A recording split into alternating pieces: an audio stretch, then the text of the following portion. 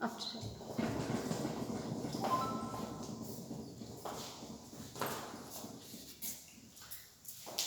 Class 12 सभी बच्चे ध्यान दें। आज हमारा टॉपिक है रिप्रोडक्शन एंड हेल्थ। ये चैप्टर आपको हम कई दिनों से बता रहे हैं। इस चैप्टर के अंतर्गत हम लोगों ने बहुत सारी चीज़ें जानी कि भारत की जनसंख्या कितनी है और किस तरह से बढ़ रही है, और इस बढ़ती हुई जनसंख्या को नियंत्रण में करने के लिए कौन कौन से प्रयास किए जा सकते हैं, फैमिली प्लानिंग कैसे की जा सकती है। तो इस तरीके से बढ़ती हुई जनसंख्या भारत के लिए एक समस्या है और इस समस्या का निदान हम कैसे कर सकते हैं, इस तरह के कई तरह के टॉपिक हम लोगों ने अभी तक इसमें जाने हैं। आज हमारा जो टॉपिक है वो है एमनियोसेंटेसिस। बच्चों, एमनियोसेंटेसिस एक ऐसी प्रोसेस है जिसके द्वारा हम किसी भी माँ के गर्भ में पल रहे बच्चे के जन्म के पहले ही ये हम पता लगा सकते हैं कि पैदा होने वाला बच्चा किसी प्रकार के रोग या मंदबुद्धि या कोई भी विकार उसमें हो तो नहीं सकता है। इन सब चीज़ों का यानी कि बच्चे के स्वास्थ्य का परीक्षण हम गर्भ में रहते हुए ही कर ले, ऐसी प्रोसेस को ही एमनियोसेंटेसिस कहा जाता है। और बच्चे के जन्म के पहले ही यदि उसके स्वास्थ्य की संपूर्ण जानकारी हमको प्राप्त हो जाए तो ही उस बच्चे का जन्म हो तो अच्छा रहेगा। अस्वस्थ बच्चा जन्म के बाद भी समस्याग्रस्त होता है, अतः जन्म से पहले ही बच्चे के स्वास्थ्य से संबंधित संपूर्ण जानकारी को प्राप्त कर लेना ही एमनियोसेंटेसिस कहलाती है।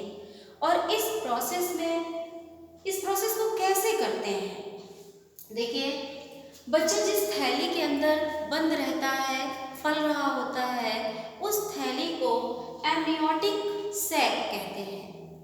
और इस एमनियोटिक सैक के अंदर एक प्रकार का द्रव भरा रहता है जिसको एमनियोटिक फ्लूइड कहते हैं। और आप देख रहे हैं यहाँ पर मैंने एक हल्का सा डायग्राम बनाया है और यही हमारी एमनियोटिक सैक है। और इसके अंदर ये जो लिक्विड भरा हुआ है ये एमनियोटिक द्रव है। और यहाँ पर ये जो हमने बनाया है ये क्या है? चाइल्ड, या इसी को हम कह सकते हैं इम्ब्रियो, यानी भ्रूण में, गर्भ में पल रहा बच्चा, भ्रूण जिसको कहेंगे इम्ब्रियो, ठीक। और इस एमनियोटिक द्रव को ही हमको निकालना है, क्योंकि इसी द्रव के परीक्षण से, इस द्रव के से कोशिकाओं का निर्माण करके उनके गुणसूत्रों के परीक्षण से ही बच्चे के स्वास्थ्य को निर्धारित किया जा सकता है कि बच्चा स्वस्थ पैदा होगा कि अस्वस्थ पैदा होगा। तो इस प्रोसेस में हम क्या करते हैं कि किसी भी अच्छे डॉक्टर के द्वारा ये प्रोसेस कराई जाती है। इसमें एक इंजेक्शन या निडल, जिसको हम कहते हैं सुई, ये ली जाती है और इस सुई को हम उस एमनियोटिक सैक तक ले जाते हैं। और फिर एमनियोटिक सैक के अंदर जाने के बाद जो एमनियोटिक द्रव भरा रहता है उस द्रव को इंजेक्शन के थ्रू निकाला जाता है। इस कार्य को बहुत सावधानी से करना पड़ता है क्योंकि इससे गर्भस्थ शिशु को कोई भी नुकसान नहीं होना चाहिए और साथ ही गर्भस्थ माँ को भी कोई नुकसान नहीं होना चाहिए। इसलिए बहुत ही सुरक्षा से प्लेसेंटा वगैरह को ध्यान में रखते हुए ये कार्य बहुत सावधानी पूर्वक करना चाहिए। और जब हम इंजेक्शन के थ्रू एमनियोटिक द्रव को निकाल लेते हैं तो फिर इस एमनियोटिक द्रव को कहाँ पर ले जाया जाता है? लैब में ले जाया जाता है। और फिर इस लैब में जो फ्लूइड हम लाए हैं उसका क्या करते हैं? कल्चर तैयार करते हैं। कल्चर का मतलब होता है संवर्धन करते हैं। संवर्धन जब हम करते हैं फ्रूट का, तो इस संवर्धन करने से इस फ्रूट से क्या तैयार होती हैं? कोशिकाएं। कोशिकाएं यानी कि सेल्स तैयार हो जाती हैं। अब ये जो सेल्स तैयार हुई हैं, तो इन सेल्स के अंदर क्या होते हैं? गुण सूत्र होते हैं, यानी कि क्रोमोसोम्स। क्रोमोसोम्स जो होते हैं, इन्हीं का परीक्षण करना होता है। ठीक, तो गुण सूत्रों का ये जो क्रोमोसोम्स हैं, फिर इनका क्या किया जाता है? परीक्षण, रासायनिक परीक्षण यानी कि क्या? टेस्ट किया जाता है। और इस परीक्षण में यदि ये गुणसूत्र पूरी तरीके से अच्छे होते हैं, इनमें कोई भी हानिकारक जीन नहीं होता है, कोई भी हानिकारक लक्षण इनसे भविष्य में तैयार होने की संभावना नहीं होती है, तभी इस बच्चे को स्वस्थ माना जाता है। क्योंकि बच्चे का हर एक लक्षण गुणसूत्र के अंदर निहित किसी न किसी जीन के द्वारा ही आएगा, और संपूर्ण गुणसूत्र के समस्त जीन्स का पूरी तरीके से परीक्षण करके तब हर एक जीन से आने वाले लक्षण का क्या प्रभाव होगा, ये पता लगा दिया जाता है।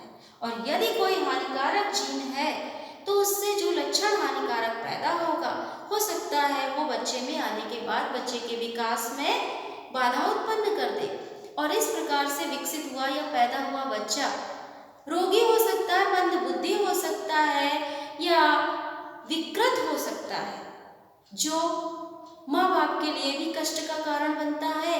और उसके लगातार बढ़ने से जब वो किसी नागरिक के रूप में विकसित होता है, तो वो समाज के विकास में भी सहायक नहीं होता है। अतः समाज और देश की उन्नति के लिए हमें स्वस्थ संतानें चाहिए, स्वस्थ नागरिक चाहिए, ना कि रोगी या विकृत संतानें चाहिए। तभी जाकर के भारत देश की उन्नति हो सकती है। तो बच्चों, यदि इस परीक्षण में हमारा गर्भस्थ शिशु किसी तरीके का विकार युक्त साबित होता है, तो एक प्रोसेस होती है जिसको कहा जाता है MTP, medical termination of pregnancy. ये एक ऐसी प्रोसेस है जो गर्भ में पल रहे शिशु के अंदर यदि कोई विकार है, तो उसको जन्म लेने के पहले ही उसको एबॉर्शन करवा देने की परमिशन देती है, जिसको मेडिकल टर्मिनेशन ऑफ प्रेगनेंसी कहते हैं। और यदि हमारा गर्भस्थ शिशु संपूर्ण रूप से स्वस्थ है, तो फिर हमें MTP की कोई आवश्यकता ही नहीं होती है। तो बच्चों, इस प्रकार से हम एम्ब्रियोसेंटेसिस प्रोसेस के बारे में पढ़ रहे हैं, और सभी को इसको समझना है, जिससे कि ये सभी को अच्छे से समझ में आ सके।